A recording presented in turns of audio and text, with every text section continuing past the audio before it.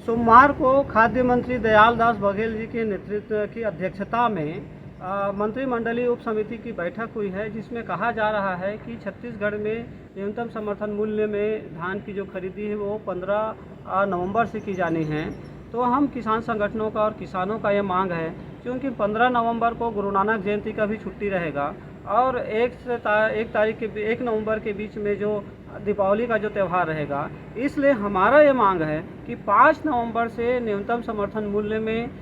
धान खरीदी की शुरुआत की जानी चाहिए और केंद्र सरकार ने जो 117 रुपये प्रति क्विंटल की दर से जो धान में वृद्धि की है, उसको जोड़कर और छत्तीसगढ़ सरकार के 31 रुपये प्रति क्विंटल में जोड़कर 3217 रुपये प्रति क्विंटल की दर से किसानों की जो धान है वो खरीदी होगी। ये बात भी सुनिश्चित करना चाहिए। शारदीय नवरात्रि के बाद किसानों का फसल कटाई जोरों से शुरू हो जाएगी। हरुणा किस्म की जो फसल है वो पहले आ जाएगी और इन 15 दिनों में